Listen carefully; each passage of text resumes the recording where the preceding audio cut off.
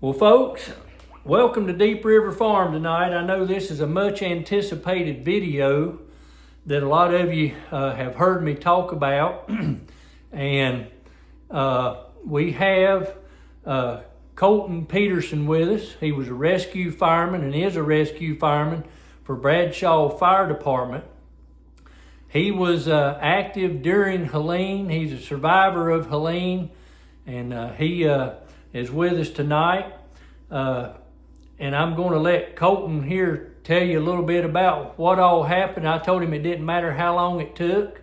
We're in it for the long haul, and I think you folks out there need to hear an actual boots on the ground person that was not only a survivor, but went out that night sacrificing his life for others. Colton? Yes. Take the floor, buddy. We appreciate you. So we got paged out for a station standby, and what that means is we're all volunteer firefighters. They just want somebody at the station just in case something does happen. We were expecting some minor flooding like normal. We got to the fire department. There was 4 of us.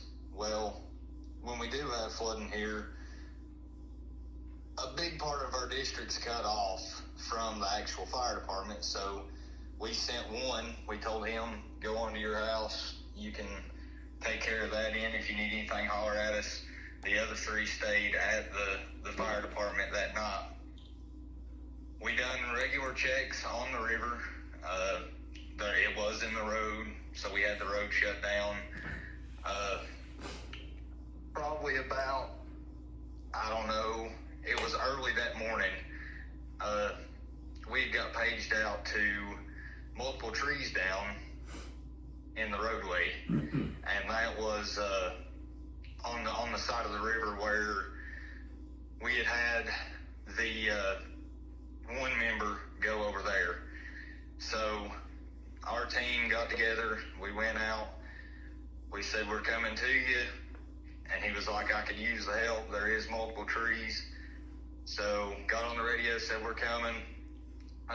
We got out of the river, and the river was in the road, so we couldn't get through there, so it was like, we're gonna go into a different county and come around and try to get to you. Well, we got on the river road, on Tow River Road in Yancey County, and the river was in the road there too, and that's not normal for it to be in the road there. And so we got on the radio, and we told him that we wasn't going to be able to make it, that the water was in the road, that he was pretty well on his own until we could get there. So we went back to the fire department and kind of got our stuff together. We got paged out to a tree in the road on our end, so we went there. As we was cutting that tree out, they come across the radio and said to cease operations, that it was getting too dangerous. That's the first time I've ever heard that. I've been in the fire department since I was little. My dad was a firefighter. I joined as a junior member at 14, and I'm 25 now, so I've been in there a while, and I've never heard that, for them to tell us to stop. So we went back to the fire department, had to cut our way to the fire department because there was trees in the road. And we went back there, kind of rode it out. I remember talking to the 2 members that was with me there and was like, guys, this is crazy. I mean, we was sitting there looking out the window of the fire department, and there was like a half of a pine tree went flying through the field next to the fire department. And the wind, you could hear the wind like for a while away before it even got to you. After that, we got the all clear to go ahead and start cutting. So we went out and we started at the fire department, and we would cut until we couldn't cut because of power lines. At that time, we didn't know that there was no power on them. So we would cut until we couldn't cut because of power lines, and then we would turn around and go down down another road and cut. I remember coming back to the fire department to grab some waters, some more gas for the chainsaws and stuff, and when we got there, I had a guy pull up on his side-by-side, and I was like, boys, I've got it, I'll go out there and see what he needs. And he said, Colton, he was like, it's bad. And I was like, I know it's bad. At this point, we didn't know that it was flooding. We knew it was flooding, but we didn't know the extent of it. And he was like, I just got back from the river, and there was a house floating down. And I was like, oh no. So I went inside, I told the boys, I was like, hey guys, we need to try to get to the river. I was like, and see what's going on there. We actually got paged out to a residence near the river. It was on a different side road, for a woman that was trapped. We told them that we would be on our way to it, that we didn't know how long it would take because we didn't know how we was going to get there. And we got down through the river, and I remember thinking, like, man, what do we do? Like, we'd never seen that before. We wasn't prepared for it or nothing like that. And keep in mind, I try to tell people this, hats off to volunteer firefighters, but we're volunteers. So our training hours and stuff, that is completely up to us to get that training hours. They set the classes up, but we have to go to that. It's not like we're getting paid to go to those classes. And the majority of our calls here are medical calls, so we're not really, we're trained in other things, but the majority of our calls is medical calls. That's what we practice on a regular basis, is the medical calls. So when we got down to the river, we were all just kind of looking at each other, like, somebody tell us what to do. We got down to the river, and I seen the extent of the river.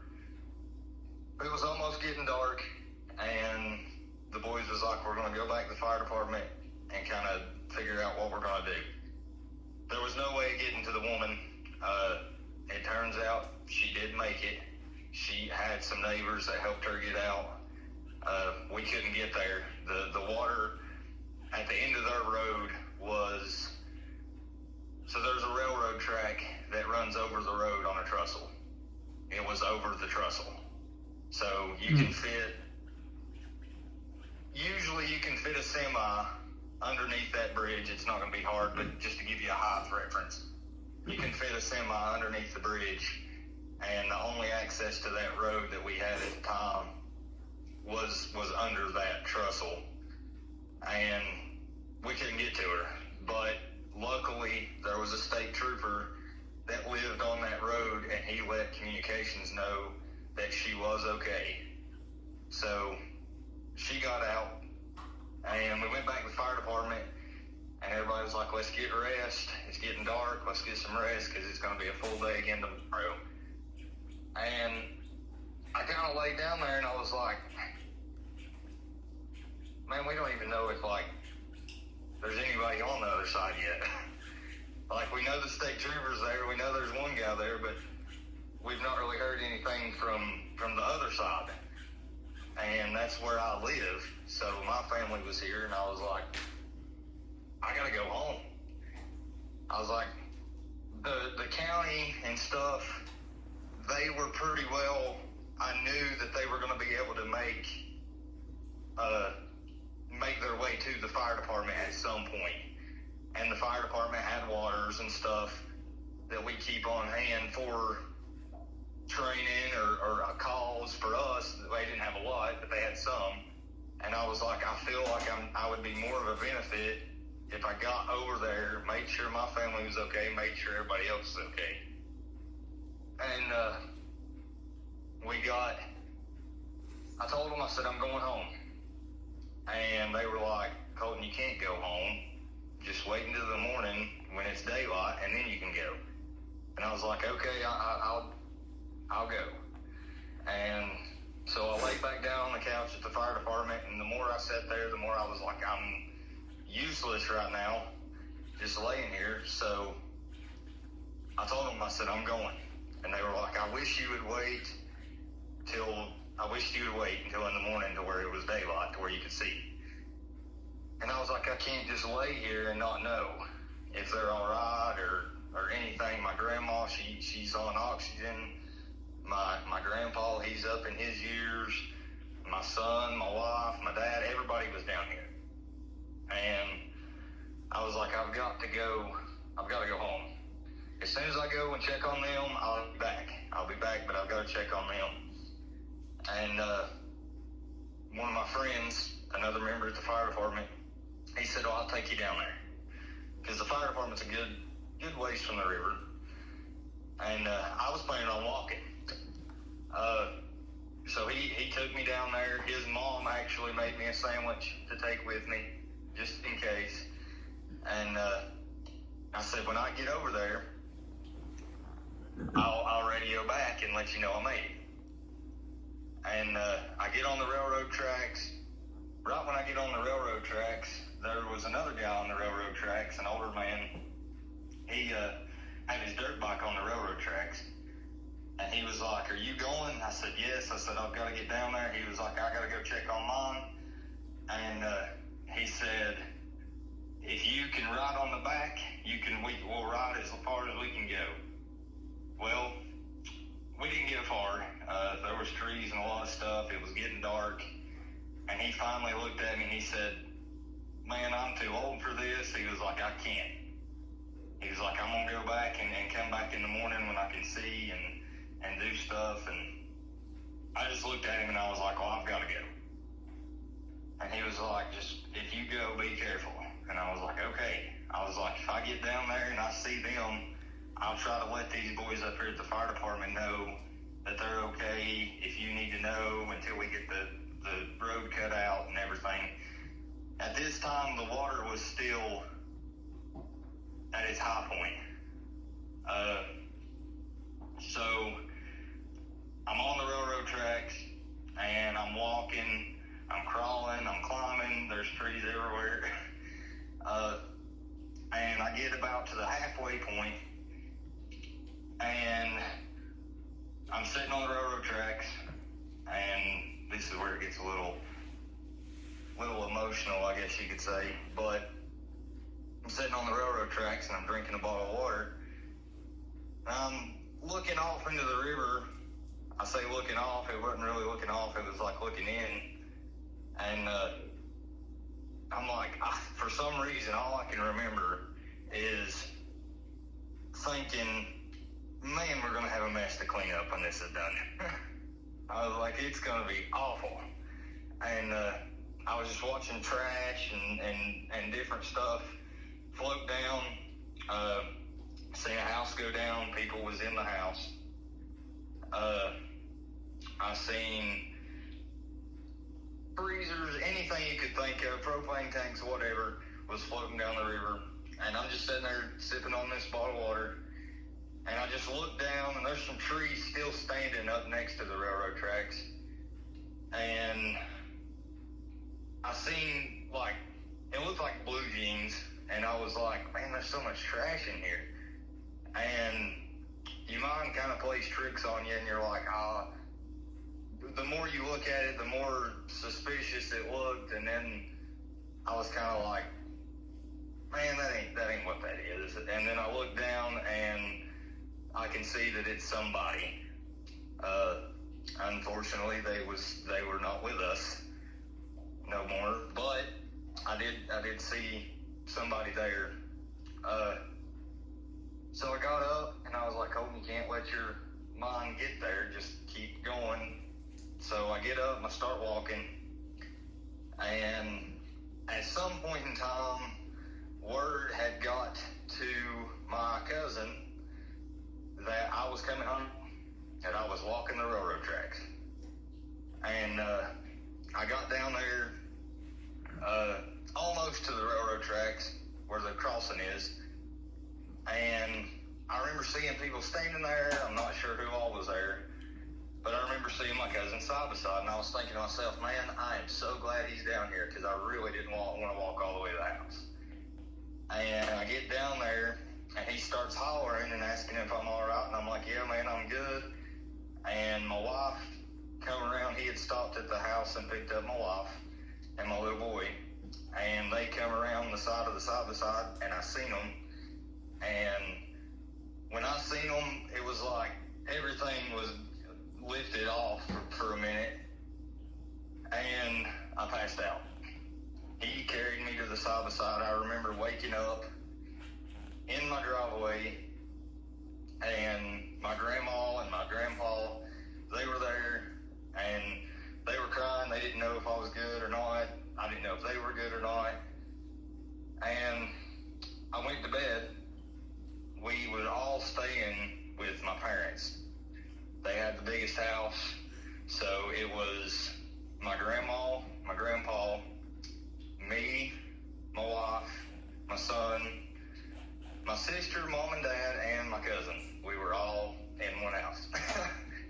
But I went to bed that night, and I didn't really sleep the best, but when I did, Mom and my wife said that I would wake up hollering and this, that, and the other. I don't remember that. I remember waking up that next morning and thinking to myself, I can either sit here and cry and do all this other stuff, or I can get out and actually get stuff done. So I went out, and I told the boys at the fire department, I remembered that. I was like, boys, I will be back. One way or the other, I'm coming back. So I grab my chainsaw, I get on the four-wheeler, and I go down to the railroad tracks where they pick me up. And keep in mind, this was the first time I'd seen this side of the river, because I was passed out when they brought me up here, so I didn't see that. And I just remember thinking, like, man, what has happened? It was just so crazy. I mean, there was trees down everywhere. There was water everywhere. Any place next to a stream was washed out. Trees laying everywhere. There's a hillside up here that the trees, it looks like you just took something and just pushed them all over on each other. And I get down to the railroad tracks, and luckily we had some more members from the fire department make their way in, and we started cutting the railroad track out. Well, I hadn't seen the man that I'd rode a little ways with the night before. I hadn't seen his family yet. And I get down there, we're cutting, and I look behind me, and his grandson is standing behind me. And I'm like, is everybody okay? And he's like, yeah, they're good. I was like, did they all make it through? And he was like, well, my grandma, her house got hit a little bad with water. They lived right on the river. He was like, but other than that, we're good. And I was like, yes. I was like, thank the good Lord that I seen you to where I can let them know something. Well, I didn't have my radio. They really didn't work that well anyway. So we get going down the river up the river a little ways, cutting on the railroad tracks because the road was gone. And we get to the point of where we're almost to where I saw the person the night before. And I tell the boys at the fire department, I was like, we kind of need to go up there before everybody else and make sure that I did see that and that it was there, and to go ahead and do what we're supposed to with that. And you talking about the corpse at that point? Yes. Gotcha. So we get up there, we crawl through the trees a little ways and look. Unfortunately, they're not there anymore. The water had went down, and I guess they went on down with the water. Have no clue who it was. When I saw them, they were face down. The only thing that I can confidently say, not 100% sure, that it did look like a man. But we went up there, they were not there. So we come back and we're all sitting there kind of talking and making sure everybody's okay, and I can hear a chainsaw in the distance. We start cutting again and we get up there to where we hear the chainsaw, and the boys from the fire department that I'd left and the older man that I'd rode down was actually cutting towards us. So it was like a little reunion there for a minute, and we come back home after that, got on the four-wheeler, we went up every road that you could think of. We got told that on the Yancey County side of the river that a road had been washed off and that there was residents that were trapped. They couldn't get out. So me and my wife and some other members of the fire department, members of the community, kind of went down to the other side of the river, and we were hollering across the river, asking if they were okay and everything. And we got on the radio and gave communications the coordinates to where they were at. And before we even got it out of our mouth, there was a helicopter come and actually picked them up while we were there, which was great, because then you didn't have to worry about it no more. It was just one less thing. After that, I got word that there was community members in our area, the Poplar side of our area, next to the river, building a road. And everybody was like, how do you build a road? Well, everybody had their farm tractor, if their lawnmower had a blade on it, it was probably down there. Everybody just started making a road out of here. So we got out almost to where we could get out with a vehicle, and my cousin that had picked me up, he said, "Do you want to go to Irwin?" And I was like, I would love to be able to go to Irwin and get some stuff and bring it back, because at this point, we were getting nothing coming in. Nothing was coming in at this point. This was, day two, technically day one after the storm, but it was day two that we had dealt with stuff, and I was like, yeah, I'll go to Irwin with you. So I get to Irwin, and this is Tennessee, so we get to Irwin, Tennessee on the side-by-side. We couldn't take a vehicle. We went through the woods on the side-by-side, and we get over there, and we had cell phone service. So, of course, the phone started blowing up. And at this point, there was not a Starlink here. I didn't even know what Starlink was. We had made it over there, and my cousin was getting gas. We were filling gas jugs up. We went to Walmart and got some things. So they had power over there. Do what? They had power in Irwin. So they had power, but they didn't have internet. So everything was cash. I got you. Everything was cash. So if you didn't have cash, you were kind of just out of luck. But we went and got more than what we could haul back. We were holding it, and it was in the back and everything. And my cousin, we was at the gas station, and we looked across the road, and there's a Pal's over there, a little hamburger joint. And he was like, "Boys, do you guys want a hamburger?" And I was like, "Yeah, I would love a hamburger," because we didn't have no power to cook anything other than like if we had a propane grill or build a fire or something. So, and nobody was really thinking about that right now. They were thinking about how we gonna get out of here. And I was like, man, I just feel guilty over here eating a good hamburger with my family at home eating pork and beans or something. And I was like, go over there. I was like, I'm just going to get one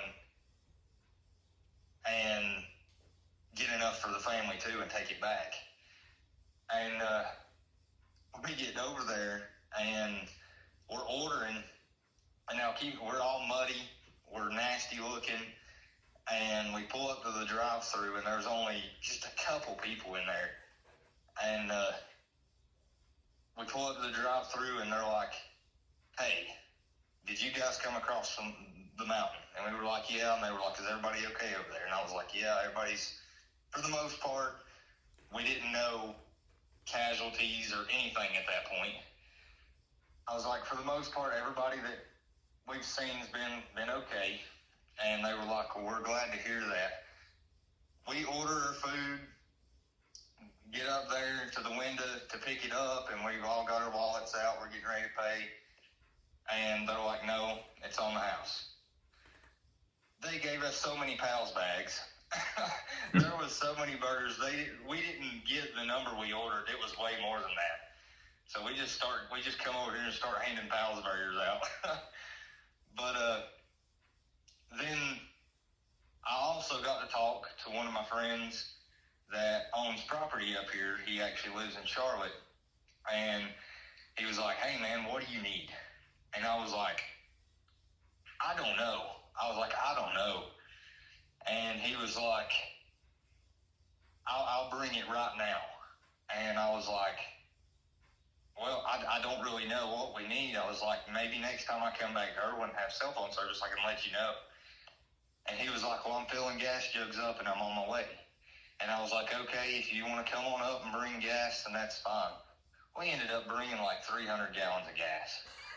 And I remember feeling like it kind of felt like you were doing something illegal, like getting it in here, because it wasn't normal. And he got it in here. We loaded it down, and we had like shifts with people where we would go, and the elderly in the community, we would fill their generator up at night and go start it for them, and to where they didn't have to, until we could get a hold of what was actually going on. And there were some generators and stuff. They started landing helicopters at our church. And my friend from Charlotte would bring that stuff to my parents' house. They have a 2-car garage, so we would put it in there. And I would hang out, me and my family, we would kind of hang out at the church. And if somebody said, "Hey, we need something," and the church didn't have it, and we had it, we'd be like, "Stay right there, I know where I can get it." Because at that point, we'd heard about looters, and there was some guy got shot in Asheboro over gas. Like, we had heard all this other stuff, and I was really nervous about telling people that it was at our house. Mm-hmm. And so I would just hang out at these relief centers or churches, and if somebody needed something, I would just run and get it. And he had brought some 2-way radios in, and there was 2 relief centers on this side of the river, on my house side. The fire department was a relief center, and there was one up the road, Pigeon Roost. When he brought the 2-way radios in, I kind of helped get those to those release centers, to where if somebody needed ibuprofen and they didn't have it, they could radio, because there was no cell phone service. Mm-hmm. So we would radio each other, "Hey, we need ibuprofen," or whatever. And then people like me would be the runners.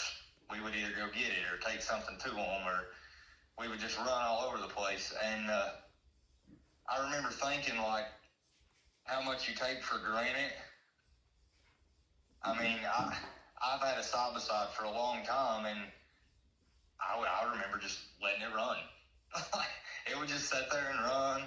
I would be getting out and doing something, and it'd be running, or I would be at the barn and need something, and I would call my wife and say, "Hey, can you bring this to me?" Well, you couldn't do that anymore.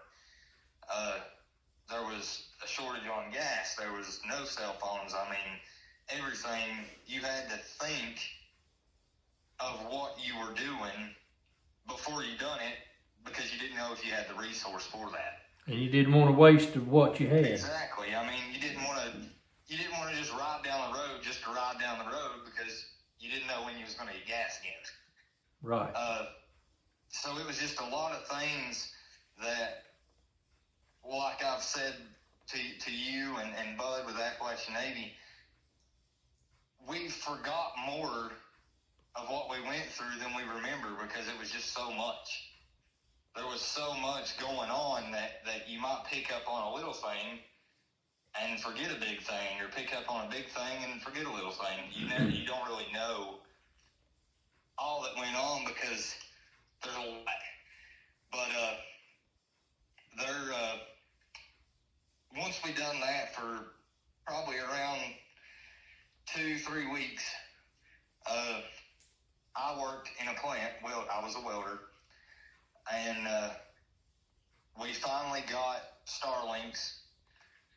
So work called. They were like, "Don't worry, we're gonna cancel work for the next week or whatever." They would just call us every week and let us know. And when they told us to come back, I went back and I told them, I was like, "Hey," I was like, "I've still got, like, we ain't got power. There's no way of really taking a shower, a good shower." I was like, "And is there any way I can use, like, vacation days or whatever?" And they were like, "Yeah, schedule your vacation days." Well, I scheduled my days. Well, they've got a really weird system out there, and it's really, unless you really know what you're doing, it's really easy to mess it up. And I put a vacation day in. Well, I stayed at home. I told them, I said, "I've got a lot of stuff that I really need to get out to people before I come back to work." Long story short, they've got a point system, so I ended up pointing out. The vacation days didn't really work the way I intended them to. So supervisor called and he was like, "Hey man, I'm sorry." He was like, "But you're done." And I was like, "Well, that's great." But at the time I was like, it's whatever, I still got a lot of stuff that I need to get done. Didn't really realize what an impact that would have later on, but at the time I was okay. I was like, I've got to get this done. There was a rescue team from Tennessee that came in, and it turned out my mom and dad were EMTs, and she had went to class with this woman or something or other happened with that, and she come up here and she was like, "I can't believe it's you," but she was laughing, and she was like, I was looking at her and I was like, "There's nothing here funny. Like, there's nothing funny." And she was like, "I'm not laughing at you guys." She was like, "It just amazes me." And I was like, "What amazes you?" And she was like, "You can't kill mountain people." And I was like, "What does that mean?" And she was like, "You just can't." She was like, I'm riding up these back roads and you guys have a fire going, washing your clothes in a big pot and hanging them on the power lines. We had our clothes hung out to dry. We were washing them over a fire. So it was like, it took you back in time. I've always told people, I was like, I'd love to go back in the old days. And that is not what I meant by that. But, so there was a lot of people in the community and stuff that kind of helped each other in the mood, I guess you could say, because it was a bad time. And everybody was kind of like, "What do we do? We're getting down and out and everything." So when we were out working, we were trying to have a good time and make people feel like it's okay. So we were telling jokes or picking on each other or something like that just to kind of get through it. And then when all that happened, we would take supply loads to Pigeon Roost. We would take, everywhere. We were going everywhere in our side-by-sides and stuff, taking supplies in. And, Where were you getting the supplies from at this time? So it was coming from what I had at home and the churches. Okay. So if the churches had something left over that they couldn't use and say a different church could use it, we would load that on our side-by-sides and take it. And then all that a lot of the volunteering and stuff kind of slowed down, and I was like, man, there's a need for this. And I just remember thinking, like, what are we going to do when they back out? I mean, we barely got a road out of here. And I was talking to a church, and they were like, hey, we're going to take this and give it to somebody else. We're done. And I was like, I guess that's fine. I was like, I don't really know what to do. And I talked to a guy, and I was like, hey, I need a building. I was like, I need a building to put some stuff in, to get it out of my dad's garage. I was like, I need to rent it. He was like, well, you got to clean it up, and then you can have it to use. So I was cleaning the building out, and I took a load to the landfill of just garbage that was in the building. I finally got out to Burnsville and took a load up there, and I was thinking, there's a whole dumpster up here full of good stuff. So I asked the lady that runs the desk up there, and I was like, what's all this stuff? And she was like, if you want any of it, you can have it. And she was like, people don't know what to do with it. They're shutting down, and they don't have anywhere to put it. And I was like, people have worked hard to send stuff in here to help us. I'm not letting it go to waste. And this was stuff that you had found at the landfill. Yes, so there was a dumpster of the landfill that had some stuff in it. I got it. Like brand new diapers, there was like soap and stuff in it. Like there was a lot of stuff. So you went dumpster diving? Yes and no. I didn't go all the way in it, but I did pull some stuff out that I knew I could use. And at this point, I started getting, we still only had cell phone service if you had a Starlink. Mm-hmm. At this point, I was just going through and trying to find different relief centers that I heard may be shutting down and stuff. And I was like, I will take your stuff. I will take it and get it to good use. So